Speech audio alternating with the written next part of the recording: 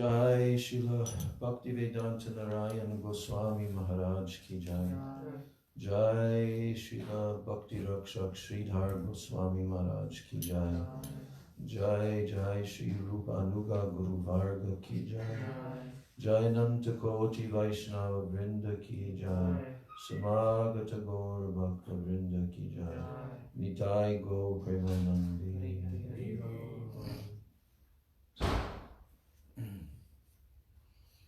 Vandeham Shri Guru Shri Jutaha Padakamalam Shri Gurun Vaishnavamscha Shri Rupam Sagrajatam Sahagana Raghunathanvitam Tam Sajivam Sadvaitam Savadhutam Parijana Sahitam Krishna Chaitanya Devam Shri Radha Krishna Padam Sahagana Lalita Shri Vishakam Vitamscha Om Jnana Timirandasya Jnananjana Shalakaya Chakshurun Militam Yena Tasmai Shri Gurave Namah Mugam Karoti Vachalam Pangam Langayate Girim Yat Kripa Tamaham Vande Shri Gurun Dinataranam He Shri Guru Jnana Dina Bandho Swananda Data Karunaika Sindho Vrindavana Sina Hitavatara Prasida Radha Pranaya Prachara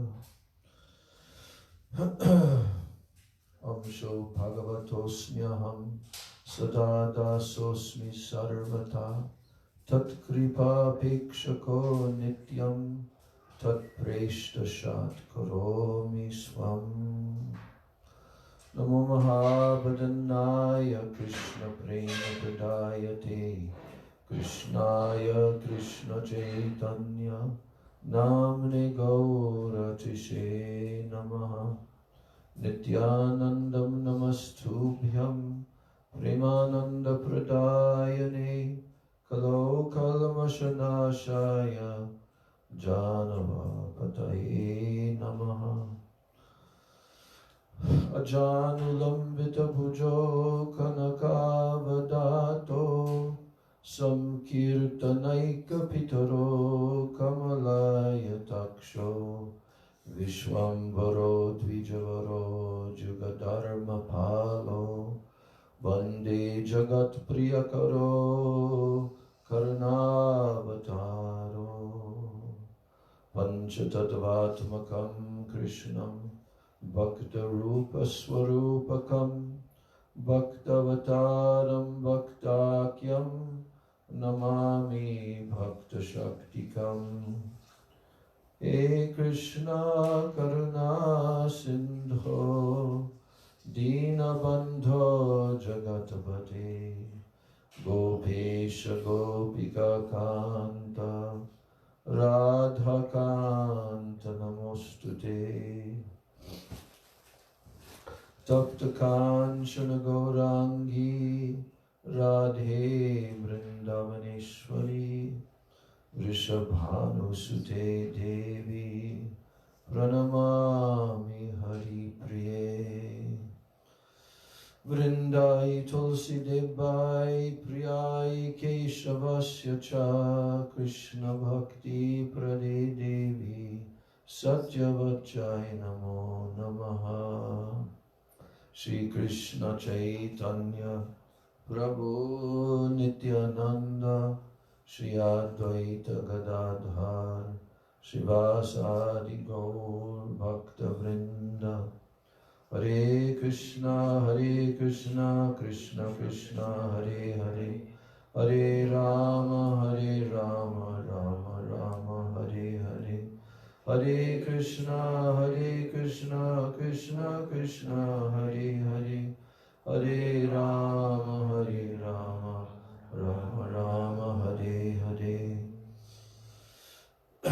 First of all, I'm offering my unlimited Dandavat Pranams, my Shraddha Pushpanjali, at the lotus feet of my most worshipable beloved Gurudev, Nityalila Pravishtom Vishnupad Paramahansa, Ashto Tarasata Sri Srila, A.C. Bhakti Vedanta, Swami Maharaj Srila Prabhupada. And I'm offering my same unlimited Dandavat Pranams, my Shraddha Pushpanjali, at the lotus feet of my most worshipable beloved Siksha Gurudevs, Nityalila Pravishtom Vishnupad, Paramahansas Tatarasata Sri Srila, Bhakti Rakshak Sridhar Goswami Maharaj.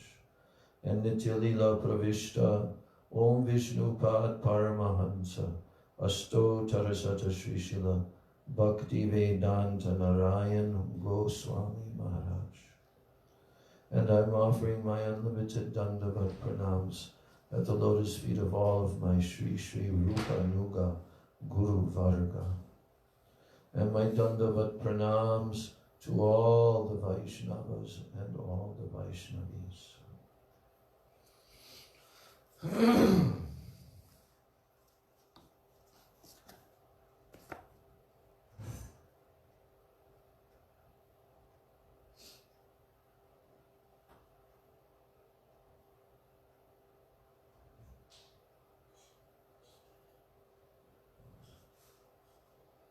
So yesterday I repeated only one paragraph of what we had already read.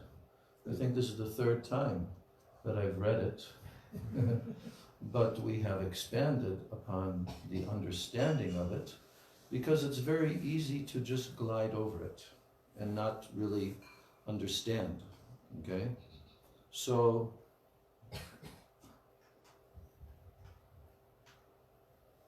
it's talking about Rag Marg, Rag Anuga Bhakti, Vaidhi Sadhana Bhakti. What is the meaning of all these things? What is the necessity for the devotee to understand this and to try to enter? I know that most of you are not so familiar because you're all kind of young in terms of depth in Shastric study. But it will be very good for you to read Srila Prabhupada's book, The Nectar of Devotion. That book was there when I came to the temple in 1970. And we were reading it at that time. It was brand new, off the press. And the Krishna book, 10th canto, summary was also there. So we read those books many years ago. But our understanding of them was definitely very, very limited. And Srila Rupa Goswami's, this masterpiece of Rupa Goswami, the Bhakti Rasamrita Sindhu, Srila Prabhupada did a very amazing summary study of that. So we should understand that to read those books is very, very essential. I cannot stress it enough. Should not neglect it, should study it. Now I'm going to ask you, who of you here has read The Nectar of Devotion? You read the whole thing? Okay. Anyone? I have it. That's a step. Yeah. So now I'm going to I'm hesitant to give an instruction that you should read it and so forth. But I'm going to suggest to you that you should read the first part. There are 4 parts of the Nectar of Devotion. You'll find it very pleasant reading. It's very sweet. it's talking about the same kind of subject matter that we've been reading here in the Upadeshamrita and the commentary of Srila Bhaktivinoda Thakur. So, that literature is meant for beginning your understanding of what is called Bhakti Rasa. That's why it's titled Bhakti Rasamrita Sindhu. Srila Rupa Goswami, he has described this with the analogy of an ocean. Sindhu means ocean. So here he's giving this example of an ocean of Bhakti Rasa. Not only is he saying Bhakti Rasa, but he's also saying Bhakti Rasa Amrita. Do you know the meaning of the word Amrita? Huh? Nectar. Amrita. And Amrita also means immortal. There are more than one meaning of various Sanskrit words. So, Bhakti Rasa Amrita Sindhu. It means the unlimited ocean of the nectar of Bhakti Rasa. So Prabhupada translated it as the nectar of devotion. He left out the word ocean. He's making it simplified. The nectar of devotion. In other words, when you perform bhakti, this bhakti is meant to develop into eventually what is called Bhakti Rasa. Okay? I think we all have heard this many, many times. Bhakti Rasa, and many different versions of the word rasa. So, if you read the introduction to the Nectar Devotion, Srila Prabhupada is explaining this for the man on the street. This high subject matter, Srila Prabhupada is explaining it so that even the ordinary man on the street can understand it. One time, I remember this very vividly. It was 1972. I was a devotee for 2 years. At that point, I was 20 years old. And I was in Dallas, Texas.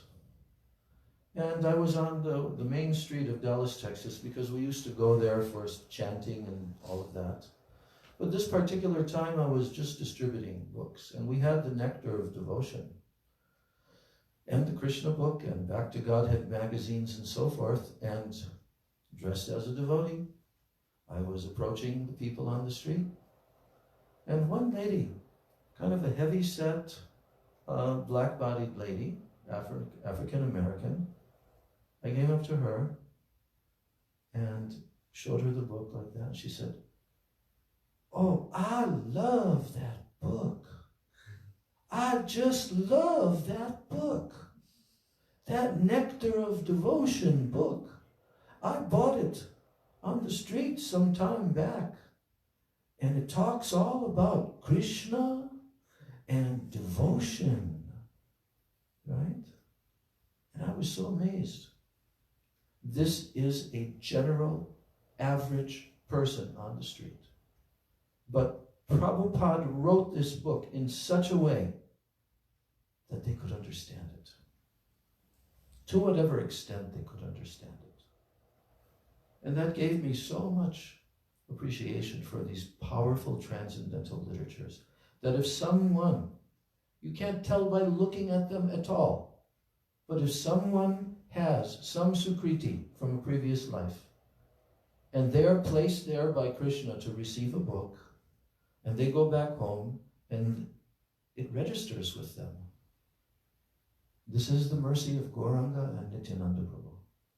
Yeah? Straight mercy. Yes.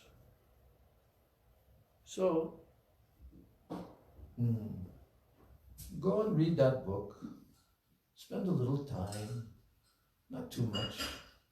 Just spend even 15, 20 minutes each day for the next couple of weeks and get into the nectar of devotion. You'll see how essential it is. So, now we're going to move along. Srila Bhaktivinoda Thakur is saying that householders, because we're still in the section of householders, and how householders should follow sadhu vritti. Then it's going to come into the section of renunciates. Householders should endeavor for jnana that is related to bhakti, or for vairagya. That vairagya means what? Renunciation. Jnana and vairagya. You know, there's a whole story in the Srimad Bhagavat Mahatmya of Bhakti Devi, who has two sons. One of the sons is named Gyan, which means knowledge. And the other son is called Vairagya, which means renunciation. So these are her two sons. And what is that indicating? It's indicating that if someone is actually practicing bhakti, then Bhakti Devi is coming to them. But she comes along with her two sons, Gyan and Vairagya. Right? So bhakti also manifests perfect knowledge, Gyan, automatically. And it also manifests perfect detachment, renunciation, vairagya. This automatically comes. I'm quoting to you the verse from the second canto, the first canto, second chapter of Srimad Bhagavatam. This is the verse which is describing this principle of how knowledge and renunciation will automatically come if someone is doing bhakti. So the verse is Vasudeve Bhagavati Bhakti Yoga Prayojita Janiyatu Ashu Vairagyam Jnanam Cha Yad Ahaitukam. Did you notice the two words in this verse, Jnana and Vairagya? Yes. Janiyati Ashu Vairagyam. There's the word. Then Jnanam Cha. That means and knowledge. Jnana. Ahaitukam. Causeless. So what this verse is telling is that anyone who does bhakti yoga prayojita, anyone who performs bhakti yoga to Vasudev, Krishna, Vasudeve Bhagavati, who is the Supreme Lord, Bhagavan. So, Vasudeve Bhagavati Bhakti Yoga Prayojita. Anyone who performs Bhakti Yoga practice to Bhagavan Vasudev Krishna, then Jani Ati Ashu, automatically, very quickly and very soon. The word Ashu means very soon, very soon. Janiyati Ashu Vairagyam Jnanam Chayadahaitukam. Two things will come to him very soon. Jai Shri Shri Guru Gauranga Radha Govinda Jiyo Ki Jai Jai Radhi Jai Radhi Jai.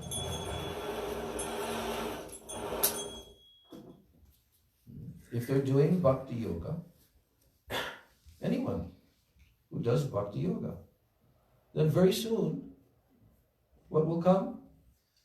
Vairagya, detachment, and knowledge. And it says, Jnanam Chayad Ahaitukam. The word Ahaitukam, means causelessly. Causelessly. You don't have to separately endeavor. Automatically, perfect detachment from all material, illusory things of this world, and also knowledge, very clear, transcendental knowledge and realization will come. So here, Srila Bhaktivinoda Thakur is saying that householders, they should endeavor for jnana, but that jnana that is related to bhakti, not separate from bhakti. And then he says, or for vairagya that is caused by bhakti, and not for any other jnana or vairagya. Do you understand this statement? Tell. Mike. Bhaktivinoda Thakur is saying that the householders, they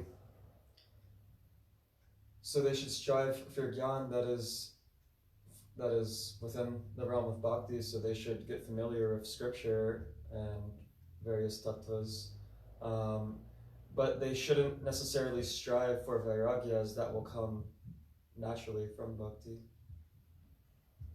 Well, actually he's saying they should strive for both jnana and vairagya, but it has to be the vairagya which is caused by bhakti. Let's examine this for a moment. So vairagya means detachment, or it means renunciation. Is that a good thing? It is a good thing. Materialistic persons, they don't think it's a good thing. Renunciation is not a good thing for a materialistic person, right? Mostly. That's the opposite of what they want to happen in their life. Not renunciation. Although, in certain individuals, they begin to think, yes, it is better to become renounced. Okay? But there's renunciation which is caused by suffering and frustration and so many other factors. This is mundane renunciation. You know that Srila Prabhupada, he gives the example in his Nectar of Devotion, actually. In the introduction, he gives the example that in the material world, a person will live in the city and strive for material economic development, to make money, and to get all kinds of sense gratification. But when they become tired of this, then they want to go into the forest, or where they have a little cottage, and they want to do renunciation, okay? Like becoming aloof from those endeavors, right? But after some time, they again go back to the city to resume, you see. So Srila Prabhupada compared this to a pendulum of a clock swinging back and forth.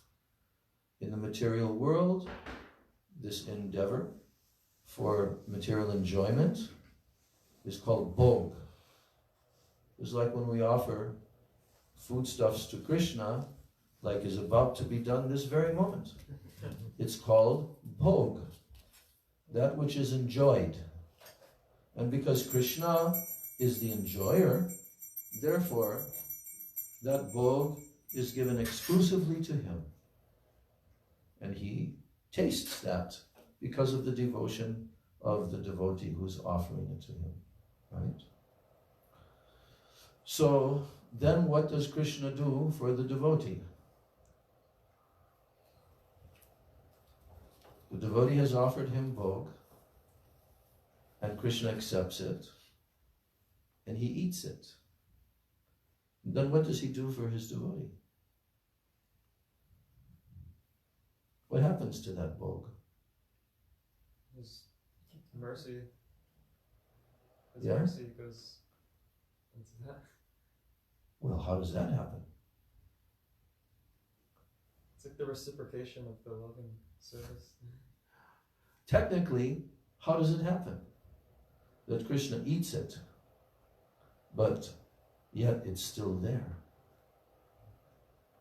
And then the pujari brings the plate off the altar, and now it's no longer bhog. What is it called then? Prasadam. What's the meaning of the word prasadam? Misericordia. Mercy. Mercy. Yes. Mercy. That's the meaning of the word prasad. Mercy. So Sri Krishna is so merciful that he has agreed that if someone offers to him with devotion, in the Bhagavad Gita he actually says, Patram pushpam phalam toyam yome bhaktya prayachati. That means, if anyone offers to me a leaf, a flower, fruit, water, with devotion, with bhakti, then I will accept. When Krishna accepts it, he actually tastes it. And what he does is he leaves that which has been tasted by him through his inconceivable potency, and that becomes his remnants, his prasad from his lotus mouth. Now, we could sit here for the next few hours and talk about this topic and all the different stories there are in the Shastras about the deities reciprocating with the pure devotees. There's even stories of the deity with a small devotee. Actually, that was, I think it was Gopal Bhatta Goswami when he was small, and he was supposed to offer the bhog. His father had to go somewhere, so you should offer. And he couldn't say any prayers or anything, but he said, oh, come and eat. Come and eat now. Because he fully saw that this is Krishna, and Krishna needs to be fed. And he just was even crying, oh, you have to eat. My father will not be happy if you don't eat. So he ate. And when his father came back, then he asked, so where is the prasad from the offering? And he said, the boy said, Thakurji, he ate it. He ate it. And then the father said, but usually when he eats, he also leaves the remnants for us. No, he didn't leave. He ate it. He ate it completely. And then his father, who was a great devotee, he hid. And there's actually two different stories, but they're kind of similar. But he hid the next time that his son was offering to Thakurji. And then he came out when Thakurji was taking, and then immediately Thakurji stopped. You see? These miraculous, transcendental, mystical experiences are had by all pure devotees. Because Krishna is there fully. Archa Vigraha. He has agreed to become present for his devotee to worship him and give his love and affection. And in this way, relationship is developing. But when someone is very advanced, Krishna can talk with him. Krishna does talk with his devotee. Many, many examples of this. So the thing is that bhakti is the main principle. Love and devotion. And everything else will be arranged. All necessary renunciation will come automatically. And also, Gyan, transcendental knowledge, will come and it will go into the heart. It will not just be book knowledge in the mental level. It will be realized knowledge. It's called Vigyan. Gyan and Vigyan. So here, Srila Bhaktivinoda Thakur is saying that the householders should endeavor, but for the Gyan that is related to Bhakti. So what do? How do they endeavor? They perform Bhakti, and they listen to Shastra, and they listen to Hari Katha from the lips of realized devotees. And gradually, proper knowledge, and also simultaneously, detachment comes. There's no question of having proper knowledge without it manifesting in the form of detachment. So that's why in the Vedic system, there are 4 ashramas, because these 4 ashramas are stages of life for the devotee to gradually practice and attain higher and higher stages of achievement until full perfection. In the stage of bhav comes, and then everything is realized by him. Although he's still in this body. But the body has become transcendental. We never think that Sri Guru has a material body. We never think that. Sri Guru is completely transcendental. His body is transcendental. That's why the pure devotees, they are not burned. Their bodies are not burned because they're very sacred. So they're buried in samadhi. You see, because whatever the example is given by Prabhupada and by our acharyas, that if you have an iron rod, like blacksmiths in the olden days, they still have people that do that to some extent, but they would heat the iron rod in a fire, and gradually the iron rod would absorb the heat of the fire, and the heat of the fire would become stronger and stronger. And then the iron rod becomes visibly red hot. Then at that time, the blacksmith takes out, he has a blacksmith's hammer, and he starts to pound it, you know. And that pounding of it actually eliminates the various, what are called alloys, because he wants to make this iron into steel. This is the process of making steel. They have so many factories called foundries, I think that's what they were always calling them in this last century, couple of centuries. They made these big factories, iron foundries, and this is for making the iron into steel. So steel has to be unalloyed, means it doesn't have alloys, it doesn't have bits and pieces of other types of, what are they called? Impurities. Not impure, like they have different metals on the, what's it called? The periodic table of elements. You know what I'm saying? It has so many different elements. You see, gold, silver, copper, lead, all these. There's so many, actually. We don't even know the names of some of them or know what they are because it's so extensive. But pure steel comes from iron. And the iron, then it has to be beaten and again put into the fire, again and again. Beating, putting in the fire, beating, putting in the fire. And gradually it becomes silver and shiny. See? And then they can do what they want with it, make it into swords or knives or whatever. Or automobiles. So, similarly, the body of a pure devotee is considered to be completely spiritual and transcendental. It looks to our eyes that it is made of the same elements as our physical bodies are, meaning earth, water, fire, air, ether, right? It looks like that to us.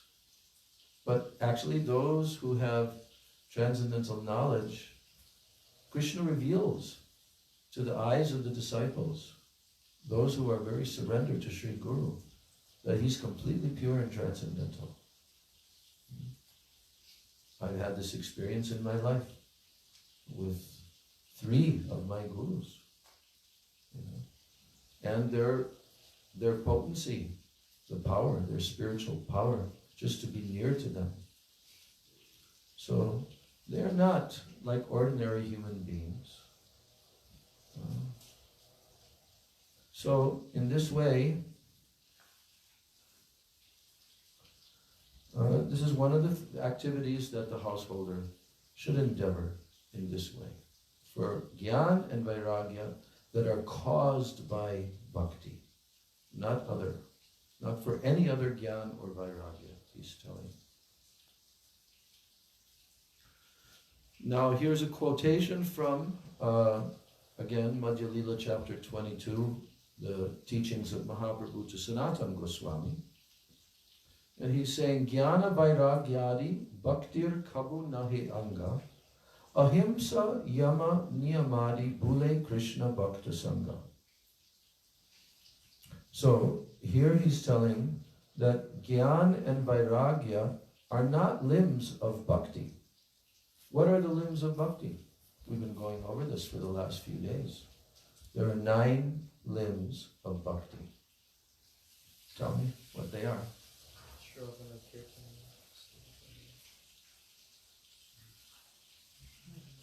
You each have to tell one of them. Shravanam, hearing. Kirtanam. Okay. Smaranam, remembering. So, hearing, chanting, remembering. Then Pada Sevanam. That means, Pada Sevanam means what?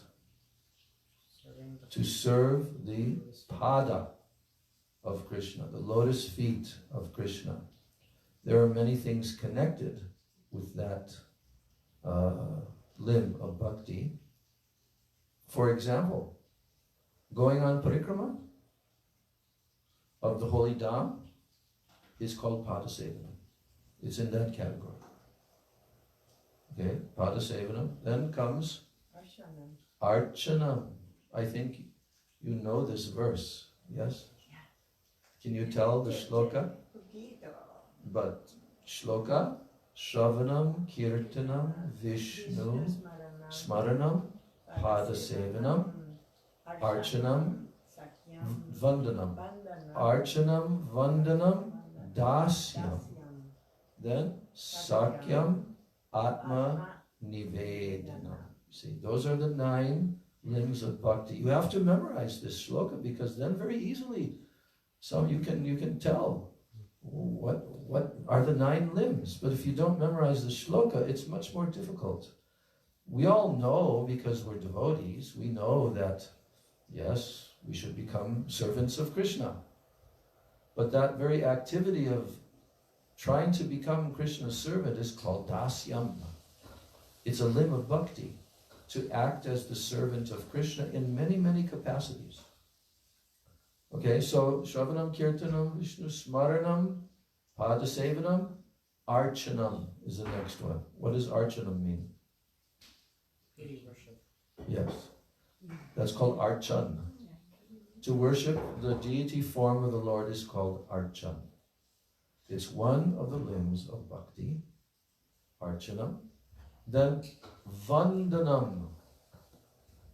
You know, when we sing Vandeham Shri Guru, that verse, that is saying Vandeham. I am offering Vandanam. And that means prayers. Prayers. Vandanam.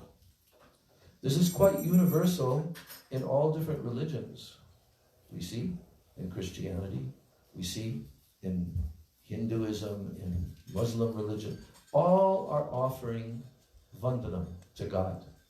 But their prayers are mostly for themselves. Give to me such and such, please.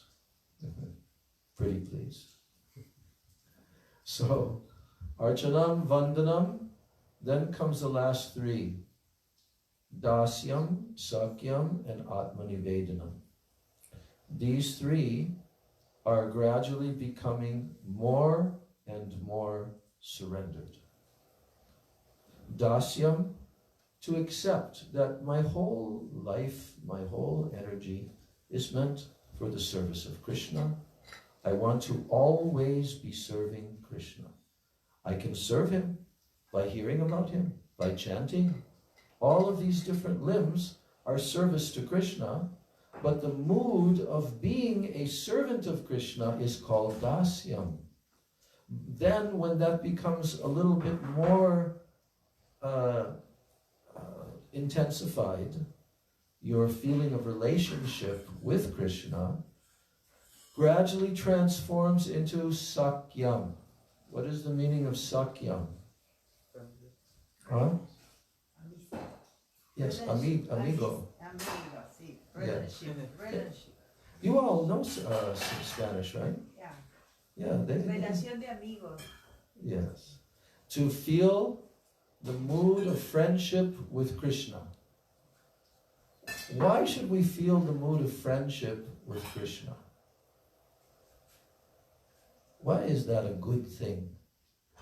To develop that mood of friendship with Krishna. Give me one reason. We were talking yesterday about how he loves the relationship he has with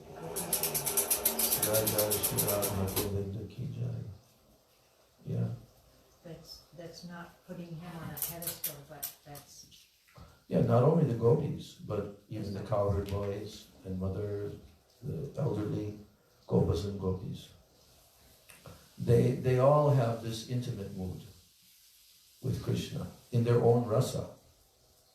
So that mood of Krishna being controlled by his devotee, that mood is very high.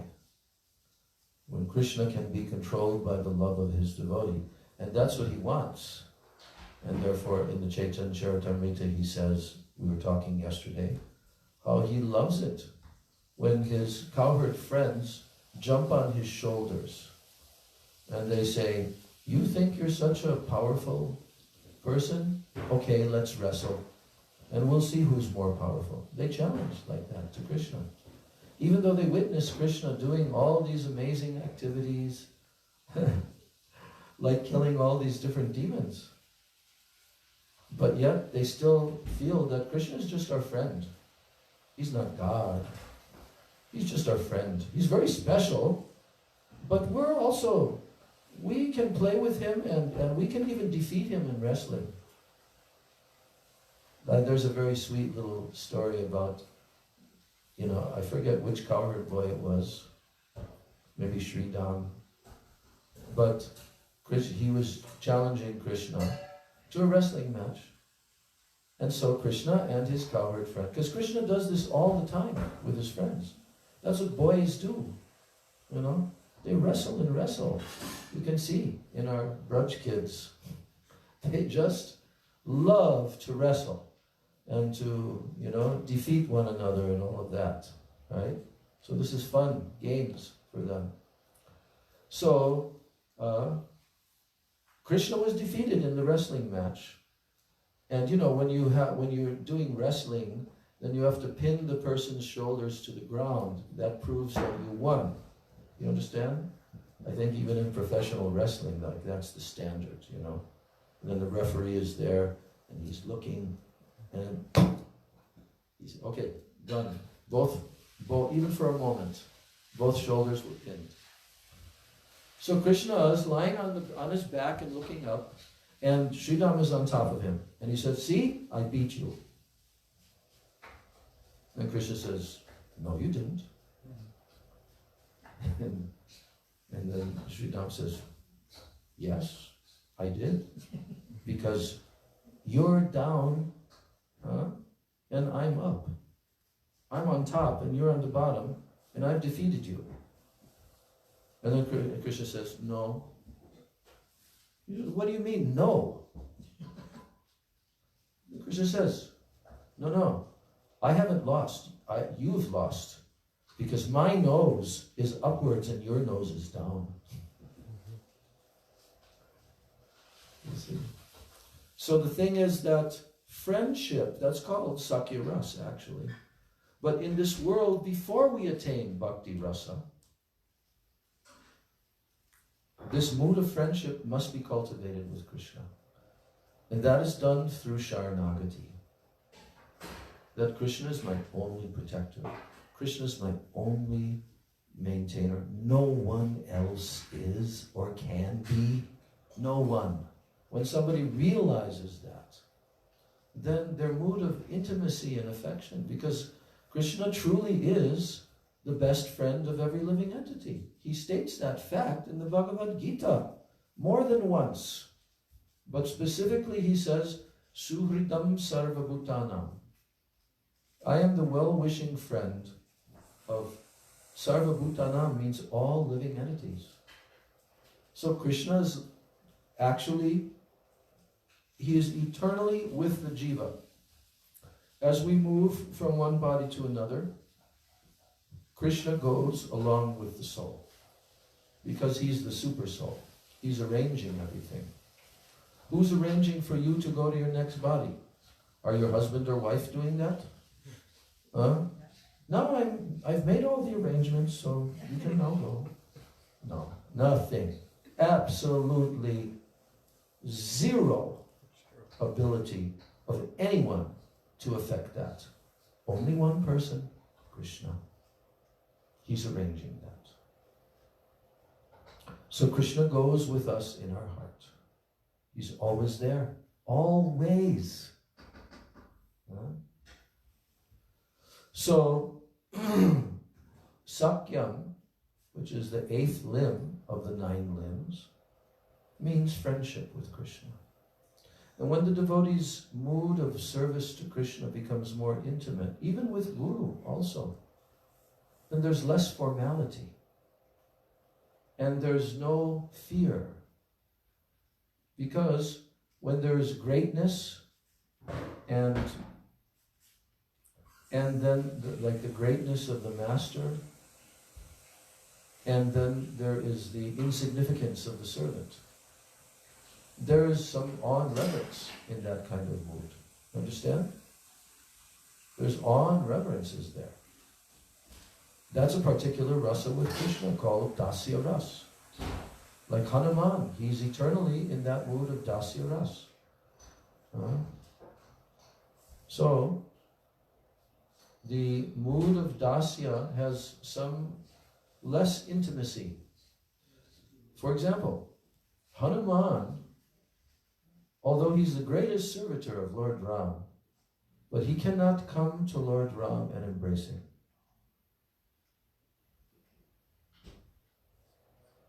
Why?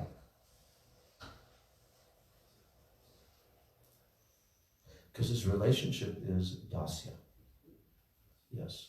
Always reverence for the master. They love to be in that mood. But that mood will automatically reduce the amount of intimacy.